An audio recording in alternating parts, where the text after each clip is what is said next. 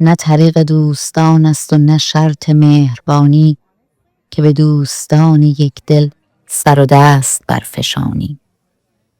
دلم از تو چون برنجد که به وهم در نگنجد، که جواب تلخ گویی تو بدین شکر دهانی.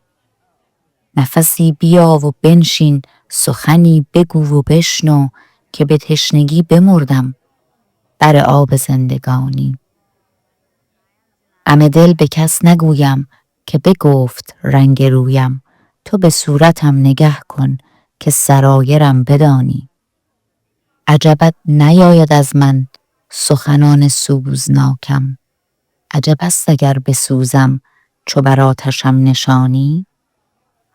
دل عارفان ببردند و قرار پارسایان، همه شاهدان به صورت تو به صورت و معانی.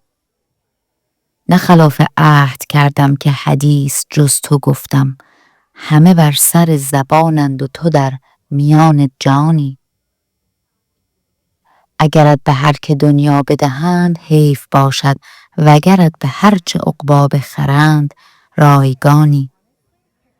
تو نظیر من ببینی و بدیل من بگیری، عوض تو من نیابم که به هیچ کس نمانی.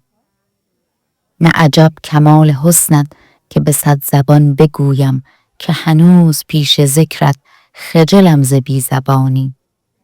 مده ای رفیق پندم که نظر بر او فکندم، تو میان ما ندانی که چه می رود نهانی.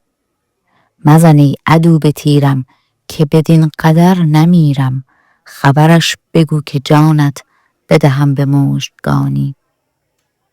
بت من چه جای لیلی که بریخت خون مجنون، اگر این قمر ببینی دگر آن سمر نخوانی. دل دردمند سعدی ز محبت تو خون شد، نه به وصل میرسانی نه به قتل میرهانی.